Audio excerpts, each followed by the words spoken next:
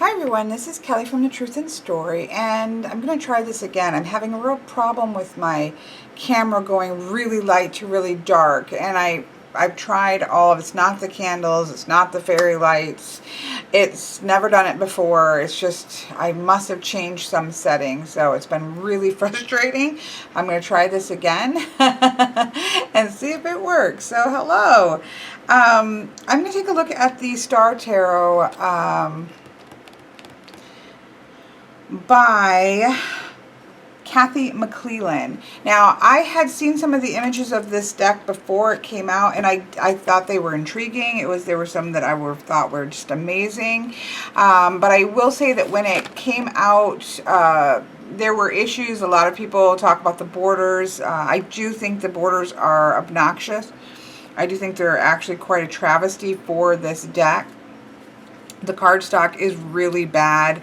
I have not shuffled this deck yet, and I had little bits of laminate coming up. I had chipping on the sides, and I haven't shuffled it. If you lay it really flat, I don't know if you can see that, but they're not cut correctly, and so then the ones that are wider are all dinged up, even though I haven't even shuffled the deck.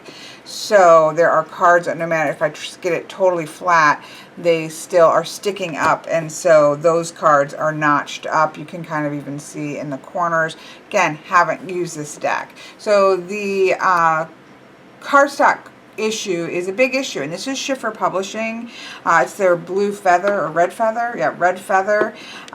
So it's a $34 deck. Yep, $35 deck. Of course, you can get it cheaper in the US on Amazon.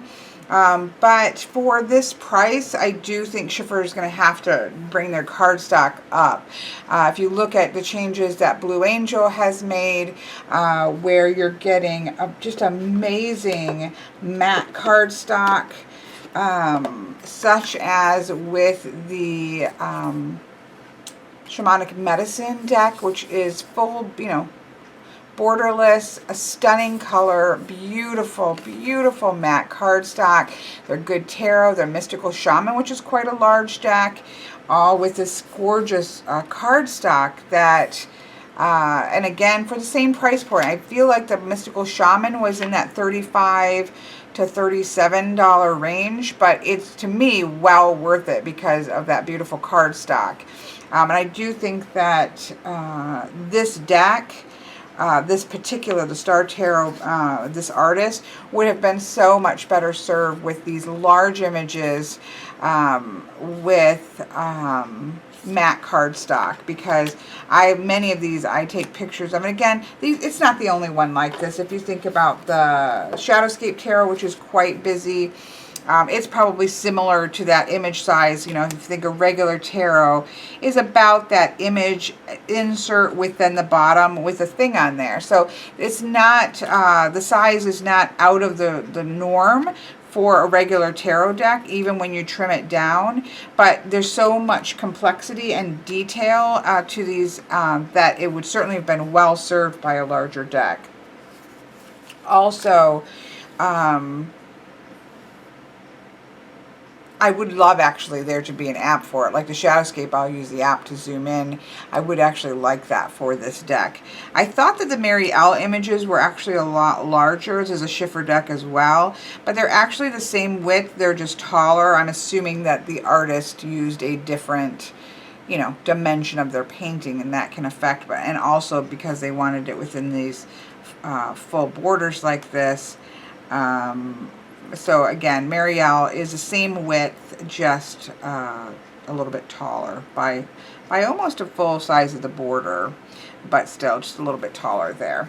So, again, these are things I'm going to try not to harp on them through the whole video. You can just take it for granted that the cardstock I'm not happy with.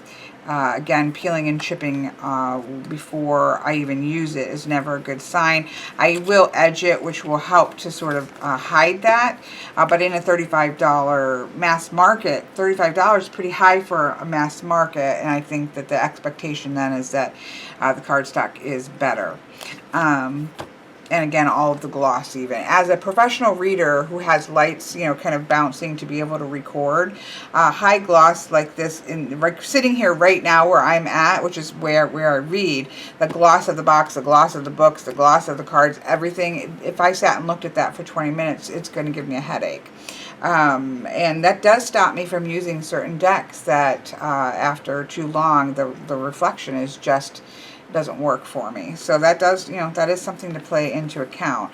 I think that a lot of companies have started to make shifts and changes and started to hear.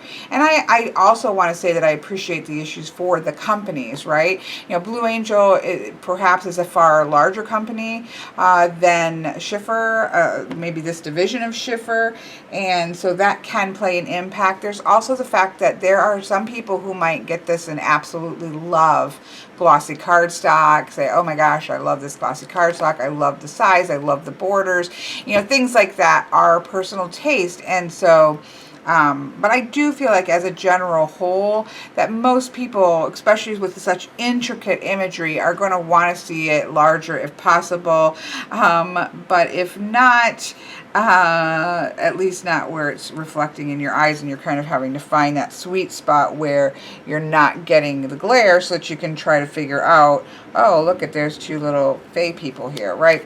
So I think it's difficult for companies as they try to navigate a growing, I think, vocal audience, as I think that we should be. I mean, we're, in this sense, we are, it's a spiritual tool, but we are also consumers of a product. And so I think that it is, you know, I think that listening to those kinds of things is really important in marketing. So that's all I'm going to say about that. I'm going to leave that alone for now and try not to harp on that.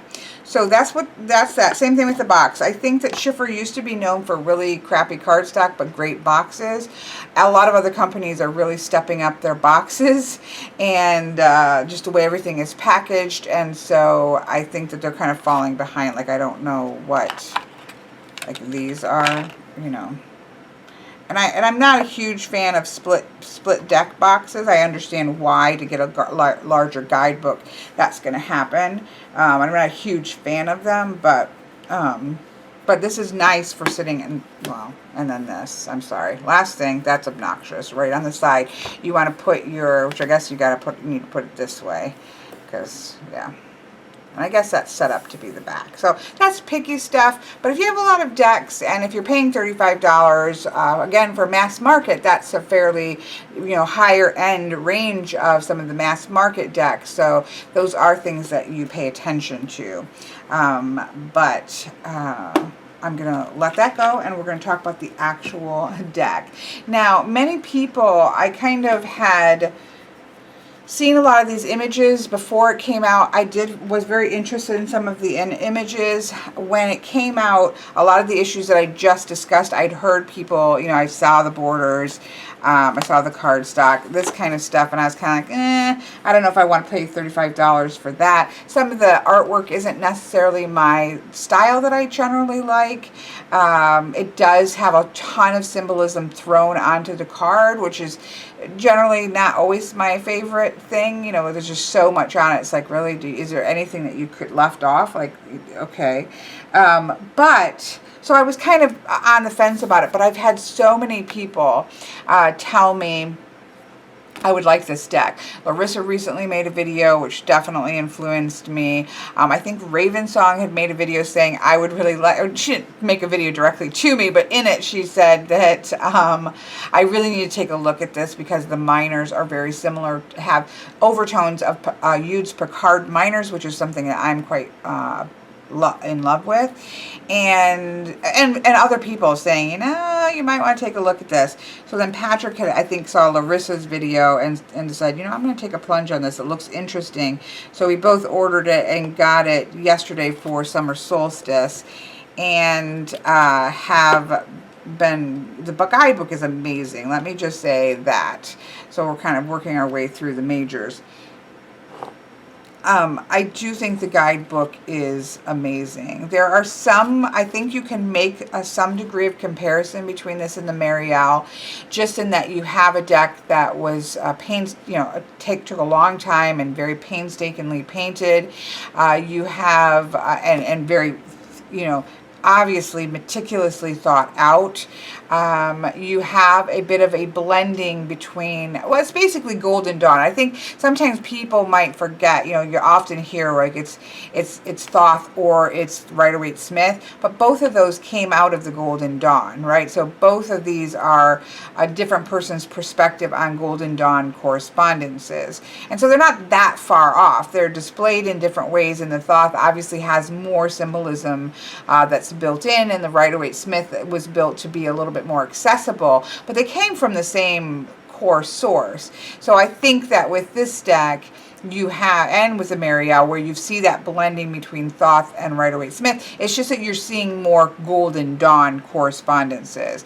And so, and she talks about this in the guidebook. So there are definitely similarities in that way between this and the Marielle. I will say that, and I love the Marielle, and I love, artistically, the Marielle to me is perfection.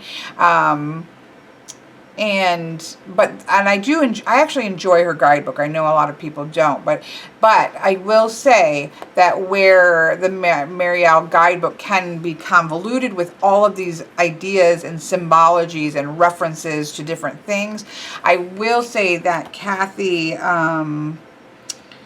McClelland did an amazing job in the guidebook of being very thorough and yet succinct and very methodical. So everything makes sense. If she references directly to a myth, there's at least a smidge there that gives you an idea of that mythology without having to research. Although I think research is a good thing, but I do think that the guidebook is just as complicated of a symbolic structure.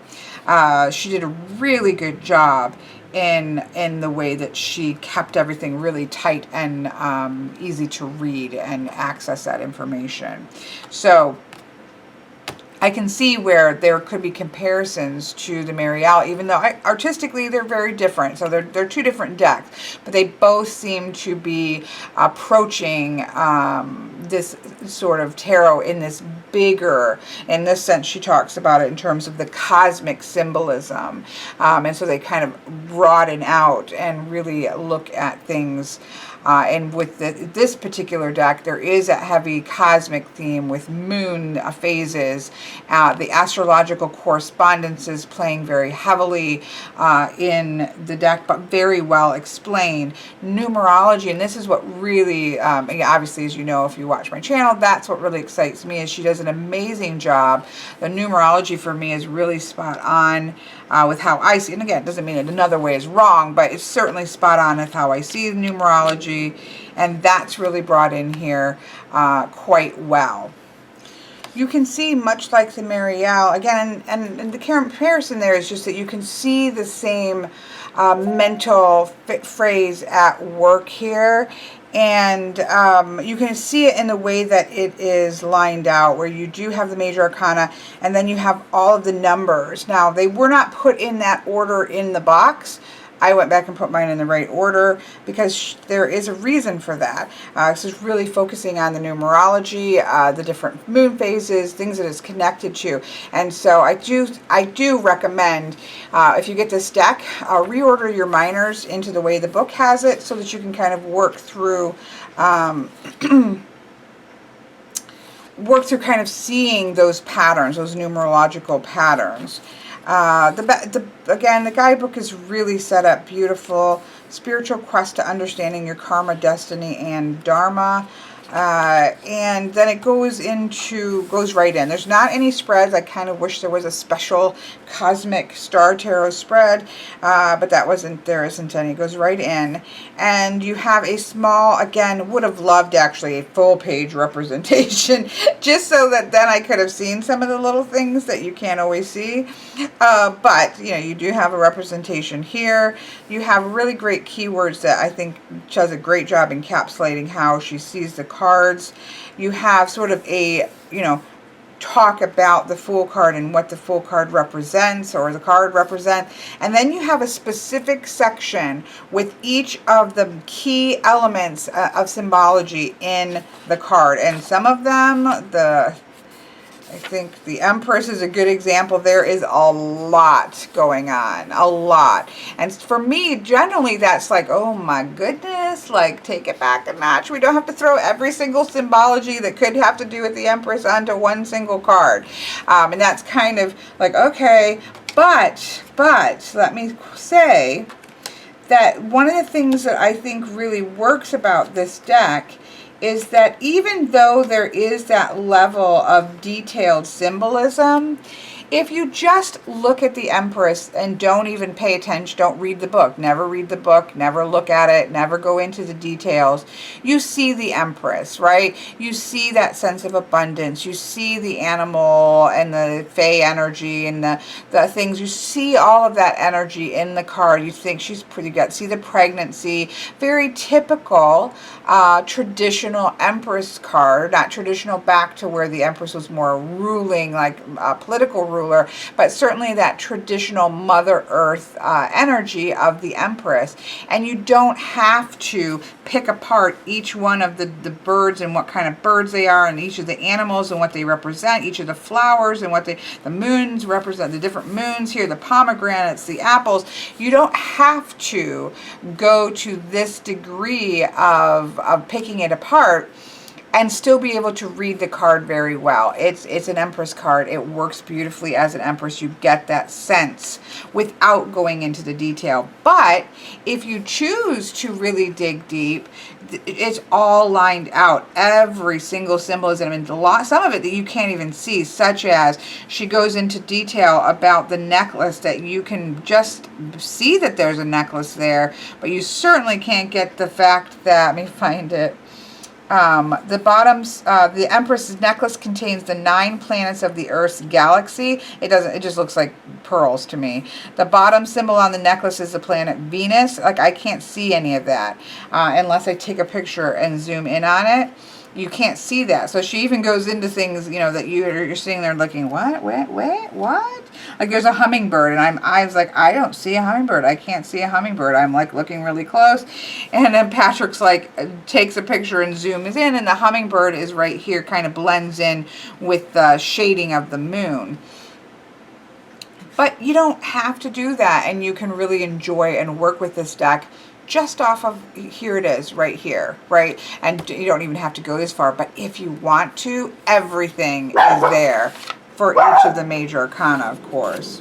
Now, I know, Isabel's driving me insane today, so I am ignoring her. You don't get that in, I'm kind of look here, you don't get that as much in the minors, although you do.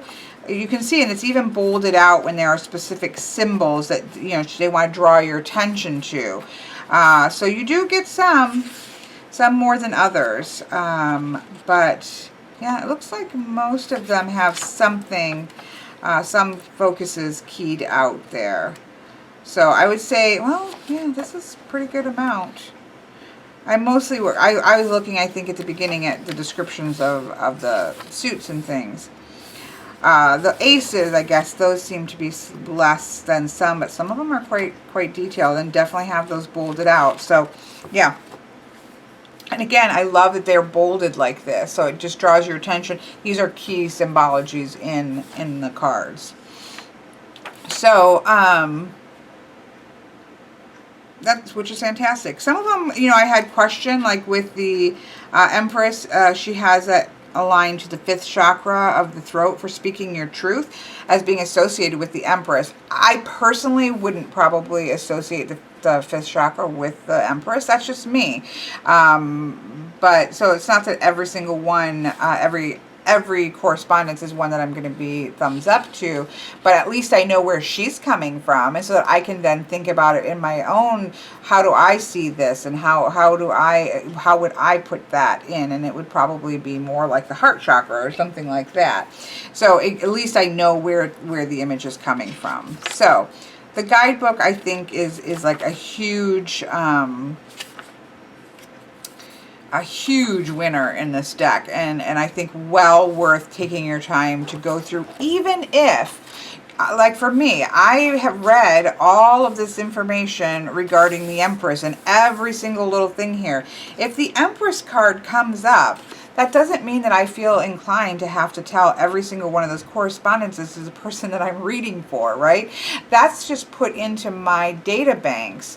And I often find this with the Shadowscape, which does also have a lot of small detail there, that there often is a small detail that pops up in a particular reading. Like I might do a reading, and for whatever reason, because of the question, that now that I know that little hummingbird's there, that hummingbird might come into focus and say, oh yeah, that's got something to say. Or the fact that the nature spirits are so trusting here might come into fact. The wheat behind her might come into, the dove might come in, the eagle, something, one of those or a couple of these things might really jump out and kind of pull from the data banks and say, oh yeah, well, this actually means XYZ, and she's got a whole, the Milky Way, you know, in her dress, and you know, that might be what stands out in a particular reading. But I don't feel like I have to come back for every reading and say, okay, well, here you got the Empress, and here's this is and I go through every single thing. That the nature of a reading allows for intuitively certain aspects to jump out. But I think as a precursor to have read through and gone through her writing, I think will only add layers for your intuition to pull from when you are doing readings. So it goes all the way through, obviously, the major arcana. And then I love how she has the minors set up. She talks about the minors. She goes through all of the lunar cycles that she uses and the aspects. So you have the lunar cycles, you have eclipses, lunar eclipses and solar eclipses there, and talks about, because she really uses this in the minor arcana. So she goes in and gives you a nice 3 pages full of information about the moon cycles. She breaks down the suits into their astrological correspondences and a nice clear understanding of what each of the elements, the suits are associated with what element and what astrological symbols, and then gives you a nice write-up of those suits so that you can really get a grasp on at least her way of looking the Golden Dawn's correspondences with these things. And then she goes number by number, and as a person who loves numerology, this is a big thing for me. So we really talk about, she gives you a nice chunk of information about aces and what the ones stand for in the deck, and then she goes through each of the aces so that you can relate that ace energy to what overall the aces speak to. She goes into the twos and then does the same thing, but she gives you a nice chunk of information about the number 2, of course, all the way through the deck, which I think is wonderful. I really, really love this setup. And then I think I didn't used to, I'm trying to remember, but I feel like I used to not like when I like to see the order, because I do think there's something beautiful about the progression of the numbers, right? So in guidebooks, I tend, if I'm going to go back and look for it, I prefer them just to be in the order in their suit. But if something is heavily number based, I think this is a beautiful way of being able to see those connections between the numbers. So then she goes into the court cards. Again, good information about the court cards. And then the same thing she gives us. So in this suit, which is often what you'll see in some decks, the pages are princes or princesses. So the princes are for the traditionally masculine energies of fire and air, and the princesses are for the traditionally feminine aspects of water and earth. And so she gives us a good thing about the princes and princesses. What is this elemental? You know, the pages are elementally earth energy. She gives a moon aspect. She gives a symbol. She gives the keywords for all of the princes and princesses, and then goes through each one of the cards. And then you have the knights. What are the knights? All of the knights have some degree of air. It puts first quarter moon. The symbol is the wheel of fortune. The 4 major archangels are in there. And what are the major keywords for the 4 knights? And then, of course, talks about all of the knights. So I think that is really fantastic. And thorough, extremely thorough. Here we have the king. They're all fire. They're all last quarter. They're all shield symbols. And then keywords: father, leader, power, mastery, wisdom, authority. Goes into talk about the kings and goes into them individually. If you love astrology, I think you'll really, she goes into the astrological aspect. She goes into sacred days, like the King of Wands is associated with the spring equinox, the lunar, the solar. Basically, what you're having is lunar and solar, astrological, elemental, what its particular shield is, and what the keyword is for each one, and then a breakdown of it, and then any specific symbology that she wants to point you to. Very, very thorough. It's a deck that I am going to, go through and read through one by one, because I think there's a lot of fantastic information here. As you can see, I've started that already. So, and then I think that's it. And then it goes, and I'm going to have to refresh that candle because we can't have a burnt out candle. Then she gives you a bibliography, which again, I really appreciate when creators of especially such information-rich decks, gives you a bibliography of sources that you can go back to see where they drew things from, which is very interesting, right? If you think, where did they get their ideas about chakras? You can kind of go through and see where they got that might have came from. You can just also see what kind of things interested them, and that they keyed in on. So I really love bibliographies. I highly recommend, even if you're not going to go find these sources, I highly recommend that you take a look, because it does tell you something. We have some Ted Andrews. There's a lot of animals in this book, and we can see that she's referencing and looking at Ted Andrews, some of his works. We can see that she's looked at the Crowley Tarot from Bonzoff, which I think I have that one. You can see that she references the Druidcraft Tarot, which is a deck that I really love, actually directly to the Thoth book. You can see where she talks about spiritual, a book about numbers and spiritual things. Love that she has Duquette's book reference here about Thoth. And so you really get a feel for, oh wow, this is where she's kind of coming from. She's got Tarot, Constellations, Patterns, and Personal Destiny by Mary Greer here.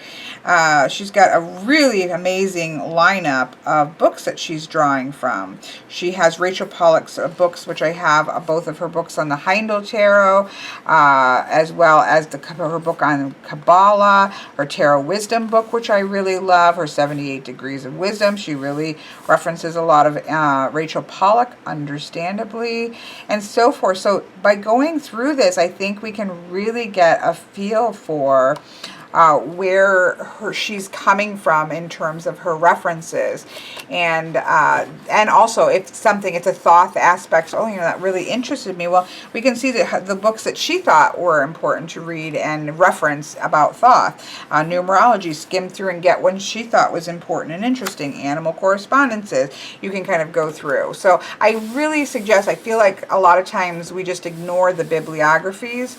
I think it's from my literature research background that I always go to the bibliographies, because you can often follow trails. You can often find, again, where are they coming from based off of the books that they read and referenced.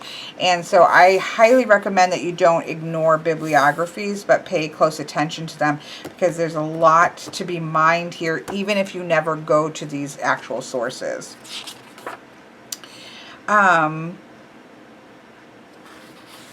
You can see that she has a reference or a plug here from Carolyn Yaris. I always spell that correctly or say that wrong. So that's interesting. Kathy McClellan is an incredible artist, and her Star Tarot deck is the most gorgeous, symbol-packed, I agree, deck I have ever seen. A truly modern deck that will appeal to experienced and beginner readers. It is a multicultural take on the traditional Rider-Waite-Smith deck. This includes the culture of the natural world, which is the focus of these richly colored cards. I have been working with her major arcana deck for many years in my tarot classes, and students' response is always, what deck is this? Where can I get it? So I'm thrilled to see the full deck is here. So definitely a lot of people saying, you know, amazing. Definitely symbol packed. Definitely based on the cosmic energy is strong. The animal energy is strong. The multicultural energy is strong. So a very, very, very well done guidebook. I would say, you know, come along with me and take some time with this guidebook. And I'm not a person who often, I like to read guidebooks. I always read a guide. Every book, I would say nearly every deck that I own, especially ones that I actually use on a regular basis, I always read the guidebook once, right? I do read it. But this I can see is one that you probably will reference back to dig a little. Oh, you know, this mountain here is really standing out to me reading. Let me go back here and see what she associates that mountain with, because I'll know that everything that pops up in the card in a reading has a symbolic meaning because it's that precise. And so this is definitely a deck I think that will get a lot of wear and tear, or a guidebook that will get a lot of wear and tear. And I know that is a really long intro to a deck, but you know, some decks require that or are good for that. So I'm going to pull out here the major arcana. So apparently this was again, this has been a long time in making. I believe that she references 1991 as starting to paint these images, and it is now 2018. So first she released it as a majors only deck, and of course now we're getting the full. So a lot of people have been working with her majors and have, you know, really excited for this to come out, which I was watching as people's excitement about that. And then again, some disappointment over cardstock and all this. I don't know what the original majors only deck looked like. I'm going to definitely have to look into seeing what those looked like. Okay, I did look up on eclectic.com. I can't show it to you because for some reason when I look at Eclectic Tarot or Eclectic website right now, I know that the forums aren't active, but when I try to look at just the old card referencing, I get these horrible pop-ups that I can't get out of, at least on my phone, so I can't show it to you. I will say that it was somewhat similar in terms of, let me see if I can. Yes, here's just a single image from the Eclectic. So I know the phone's going to make it wonky, but it did still have blue borders. So that, is true to perhaps the artist intent. It looks like thinner borders than this. Where there's a lot of wasted space here, where this could be much tighter and the image could be larger. So, it did have borders like that in the original deck. I don't know what the cardstock was or anything. Maybe this is how the creator likes it. So that's why I'm saying it. That kind of stuff is so subjective. Let's put these back in order now. So I am obviously not going to go through all of the symbology of this deck because we would literally be here forever. And my deck walkthroughs are long enough as they already are. I will pick one, probably the High Priestess. I will read just so that you can get a feel for the deck, for the guidebook and how it's written out. So I will I think I will go through and at least give you her kind of her title for the card. So this is the Fool, which is the Fearless Journeyman. I do want to point out that I even said to Patrick, I text Patrick, I'm like, what is going on with the Fool? Is he like floating there? Is he suspended like with wires? What's going on here? So there are definitely factors that I was kind of like, ugh. I don't know. But when you then read it, it makes a lot of sense. You know, it talks about the Fool descending down to the conscious world. But I do love her write-up on the Fool. Again, every single thing in here has meaning, and I'll go look at that with you with the High Priestess. But I do like some of how she reads the Fool as being fearless, as not caring about society and what other people thinks. Some of her write-up on the Fool was an interesting and fresh take that I enjoyed. I love the inclusion of the Raven here as calling into our subconscious. So that was something that I enjoyed about. And I also like that there is the sun and the moon here and the stars. So then we have the Magician. Again, you know, crazy amount of stuff, crazy stuff going on in the middle. Everything has a reason for it, and everything has an explanation for it. The snake going on, everything, right? Even the borders, which at first you're kind of like, why do we have these kind of borders? Internal border here. Yeah, so she even talks about the fog around it, that there can be some illusion and delusion. It references a little bit of that more trickster energy that we heard or that we see with traditional, more historical magician cards. So that's interesting. But you can see, again, for me personally, I would probably look at a card like this generally and say, okay, this is a lot of symbology dump, right? There's just a dump load of symbology. Do we have to have all of that? And as a general rule, I would say no, because as a general rule, I really like clean decks that don't have to throw everything at a card. However, again, you can get the idea of the Magician here. As above, so below. He looks majestic. He's got his cape flowing out there. You can just read this straight up as a Magician and never go into, okay, well, what is the snake doing here? Why is that snake got its tail in its mouth? What in the heck's going on with all these yin and yang here? What's going on with the intertwined snake here? Whoa, is that a crown? What's going on with the crown?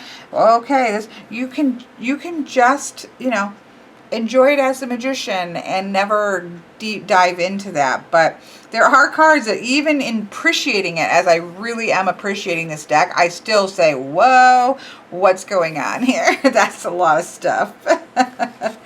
Here's the beautiful High Priestess, which is probably one of the reasons I really wanted. There's some absolutely stunning cards, but I do love this. So I'm going to read this so that you can see what what an entry would be.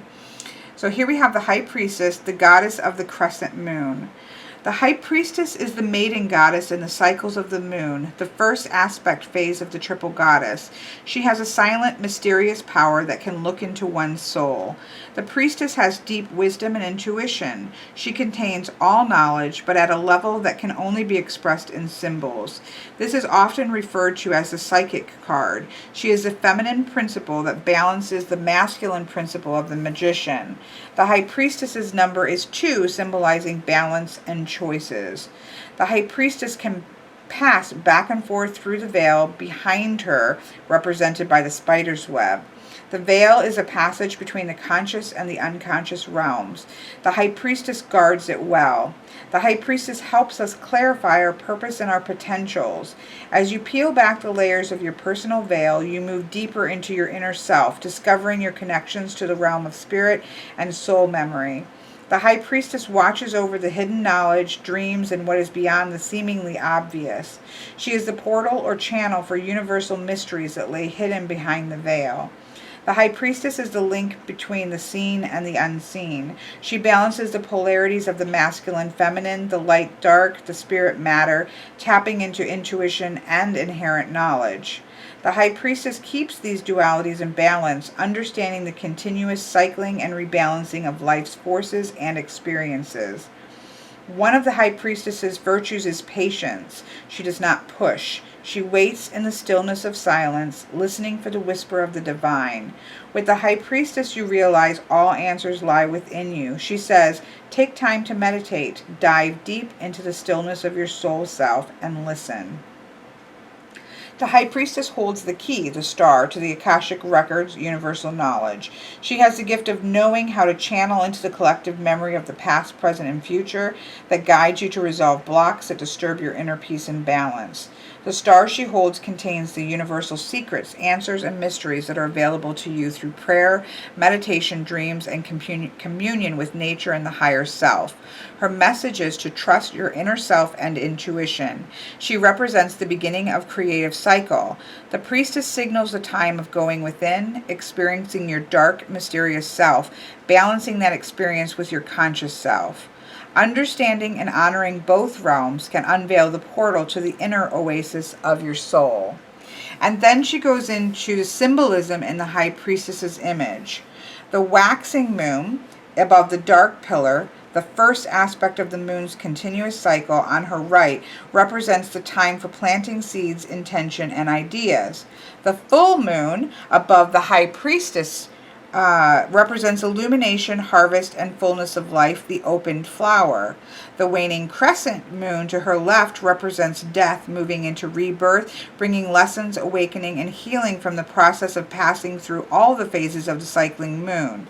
The two pillars symbolize the dualities of the physical/spiritual life, masculine, feminine self, negative, positive energies. The black pillar symbolizes understanding, the pillar of severity. The white pillar represents wisdom, the pillar of mercy. The High Priestess represents the central pillar of mildness, or to me that represents the middle way. The spider's web represents the veil between the conscious and the subconscious. It symbolizes creativity and all the possibilities in life, but also it is there to make us aware that we can get trapped in the veil if we pass through it without proper knowledge and preparedness.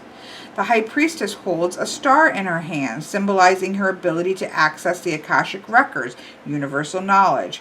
The star in her crown symbolizes the sixth chakra. The third eye is associated with the High Priestess, symbolizing great insight.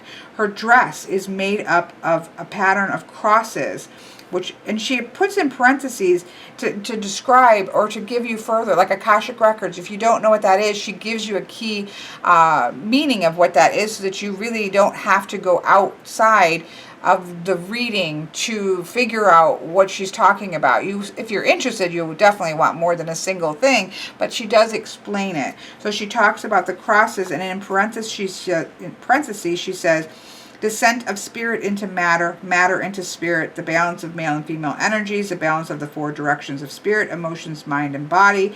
And then there are also spirals, spiral of life and the universe and its creative forces. Her dress flows into the pool of subconsciousness that reflects one back to the self. In the pool, the blue color and the stars represent the deep knowledge and creativity that is constant in our universe. The planet associated with the priestess is the moon of intuition, cycles, and mystery. So that's all here.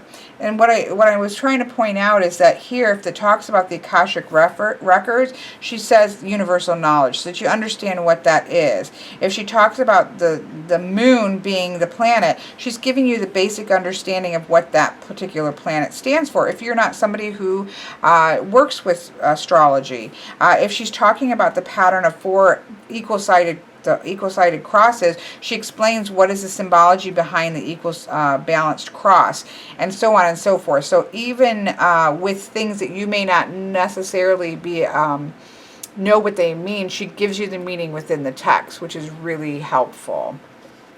So I'm obviously not going to do that for all of them. I just wanted you to get an idea of what an example of the text would be, and how much there is being offered there. So that is the High Priestess.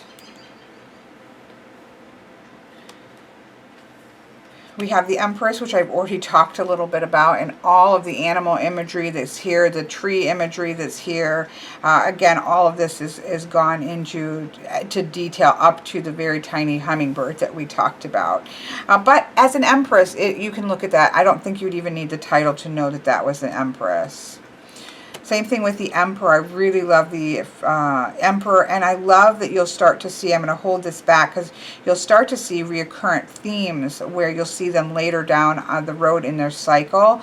But there's all kinds of things going on here. The dragon I love, the eclipse I love, the symbolism behind the horses with the masculine and the feminine I love, because in a very masculine card, there's still reference to the feminine, as we often see with Venus on the shield, or the Ankh sometimes, or the things that he holds in a traditional hand. So I really like that. So again, everything in here is discussed as to what it is. The oak tree, the wood that the throne is made out of, the eagles carved into the throne, and so on and so forth. But even without that, this is the Emperor, and it's not hard to get that this is the Emperor. Some of the cards, like this one, I do want to point out, get a little bit dark, where this is similar in construct, right? You have a man sitting in a seat and energy around it. But you can see this is much brighter, and the Hierophant is much darker.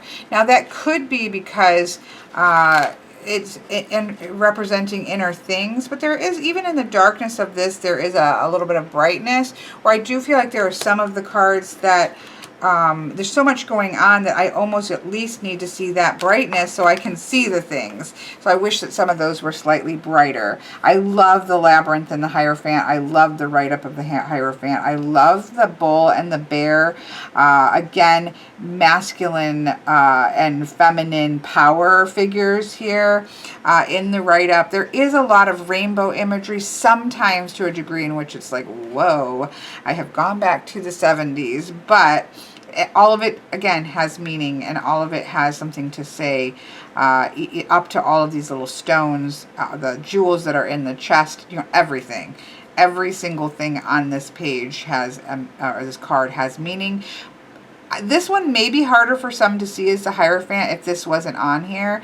However, I think that it's an amazing example of the Hierophant, and I think the Labyrinth as a symbol of the Hierophant is fantastic.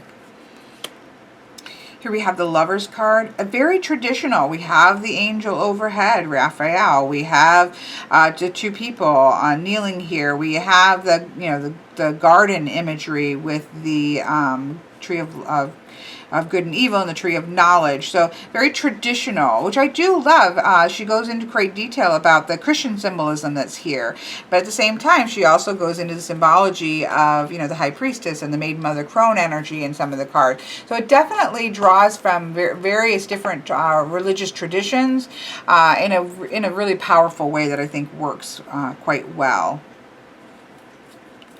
My birth card, the Chariot. Again, quite traditional in that you have that very solid feeling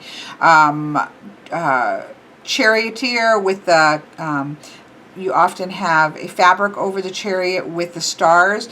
So again, for a deck that does have a lot going on and a lot of, in some ways, a modern feel with the universal nature of it, it also is very clearly rooted in the Golden Dawn type decks symbology, such as the Rider-Waite-Smith or the Thoth Tarot. Love the Pegasus horses here and all the symbols on them, everything, right? So I still prefer my chariots to be in motion and moving and not feeling so clumped down, but this is a traditional image and it certainly works. Absolutely love the Strength card. Again, this is a dark card that isn't dark toned. So, and there's a couple other cards like that, that it feels almost like that's got a haze, a filter over it that dampens it. But this is stunning. I mean, absolutely stunning. Love it. I always look at people's write-ups on the Strength card because that for me is really telling, and I love this. A lot of, again, moon energy. It's a cosmic deck, so you definitely have a lot of nighttime scenes. I think maybe all. I guess we'll see as we go. Kind of rooted in night so that we can see the stars, the moons, and these types of things. So it's beautiful, but she's actually glowing from within. Stunning Hermit.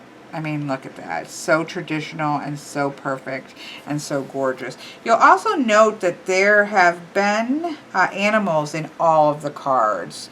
You have the crocodile here. You have the raven and the fool. You have the snake and the magician. Actually, we don't necessarily have an animal in, see now my balance has gone off. It's been doing pretty good. I'm going to finish this, then I'll fix it. I know it's very blue toned right now. You have a spider's web, which references to a spider.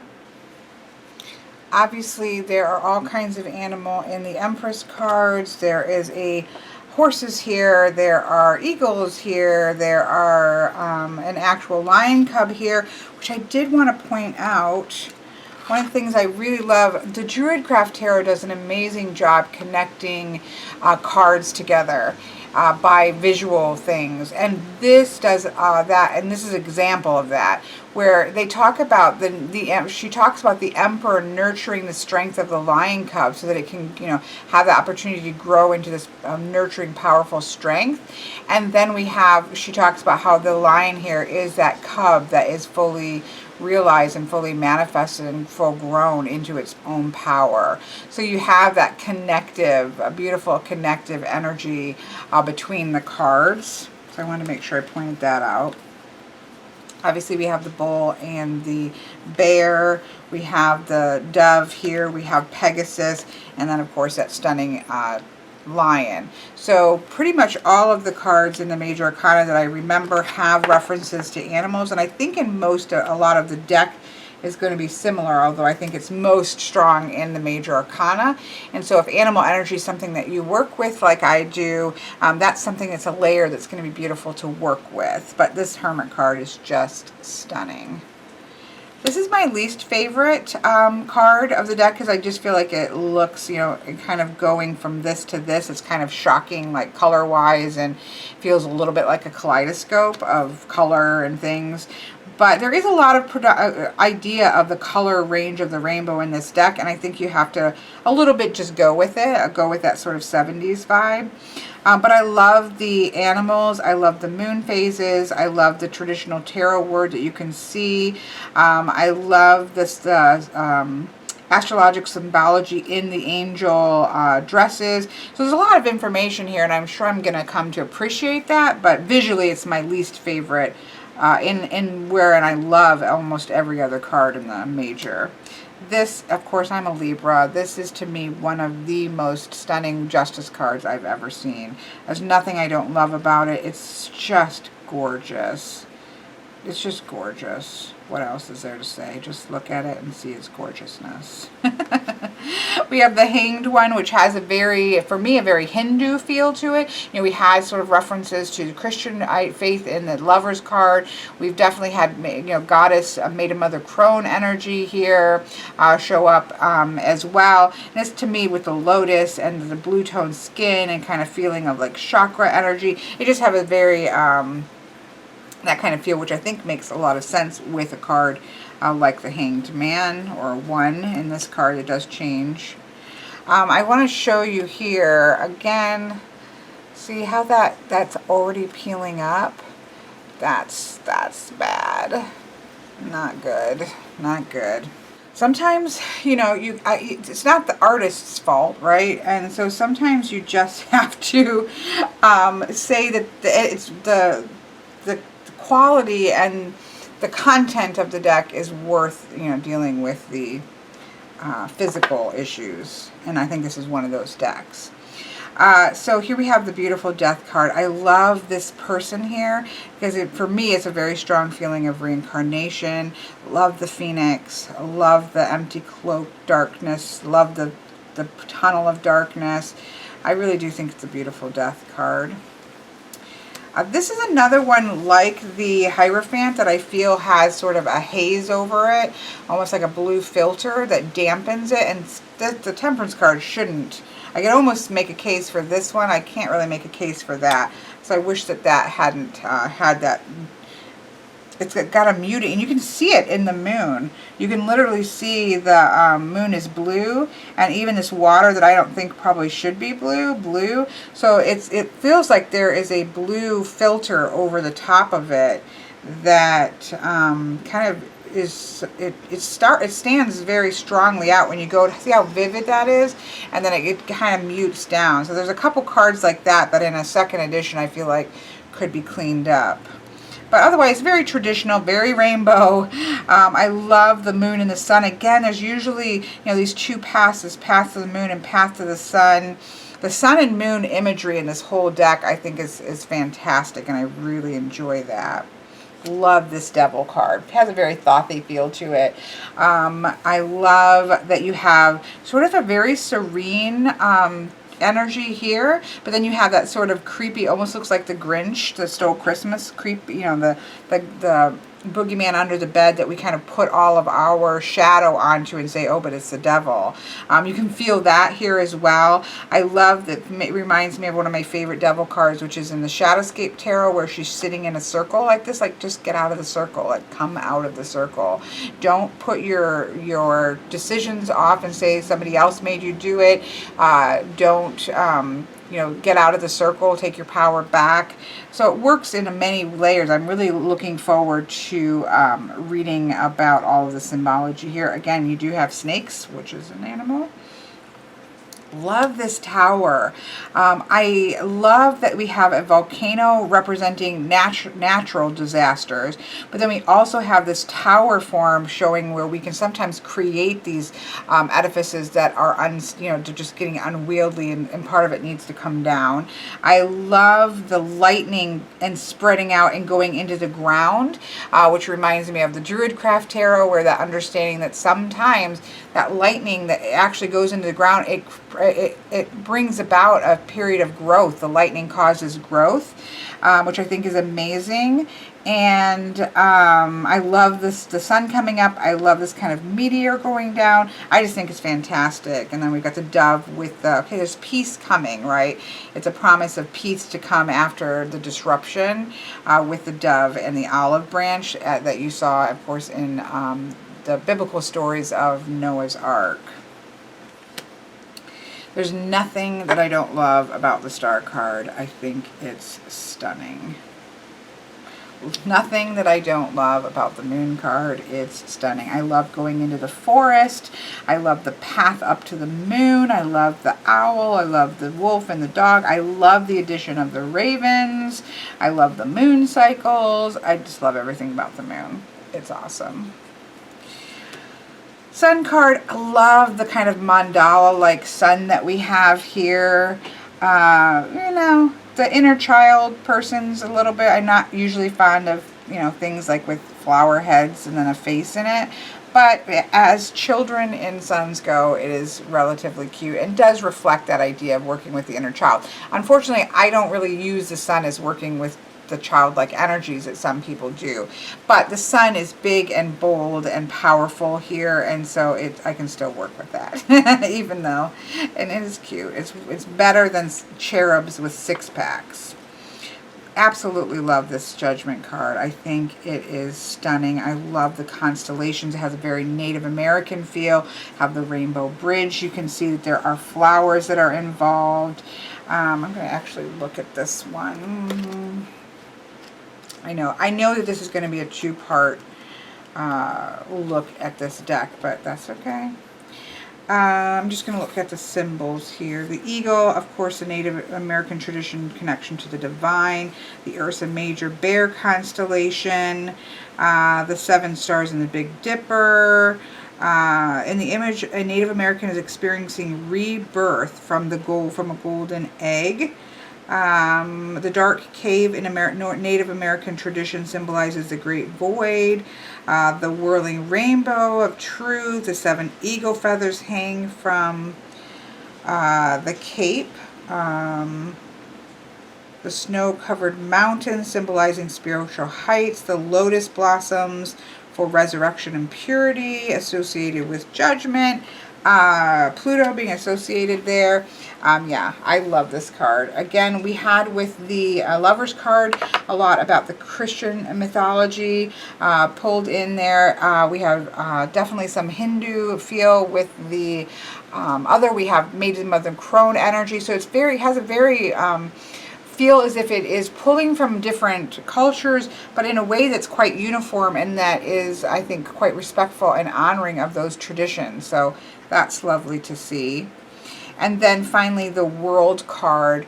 Again, this is one, visually I thought, This is on the book and the box. I thought this feels a lot more collage-y than like collage art than the rest of the major arcana. But it is beautiful, and I know I love the square box behind with all the kind of elemental feel of the square. We've got the astrological things here. I love the tree of life imagery. I love the circle within a circle within a circle, layers and the different levels of the world for me. The bird's nest. So I love all of the symbology. It's not my favorite. It wasn't immediately my favorite imagery, but it's grown on me, and I do quite like everything that's going on here. So that's the world. So beautiful cards, beautiful cards. The only issues I see there are this kind of darkening that we're here. But for the most part, they're all really crisp and clean. And I would have to say, I mean, I actually quite like a lot of these cards. I was kind of pulling through to see, like, okay, where, you know, I have a couple probably favorites, right? Because we always do. I really love the Star card. Let me zoom out a little bit. I really love the Star card. I adore the Justice card. I adore the Hermit card. I adore the Strength card. I adore the High Priestess. Those are probably my absolute favorites. Although I really love all of them except for, you know, a couple that I have a little less love. So this has been a look at the major arcana of the Star Tarot. This is obviously, I know, going to be a two-part video. And I'll come back because I want to take a close look at the numerology and the constructs in the minor arcana, so I don't want to rush it. So I'm going to stop here for this first part and hope that you enjoy it and think about giving this deck a shot, despite, you know, some of the issues that you do hear people talking about in terms of the production and the card stock and these kinds of things. So I think it's well worth seeing through those things.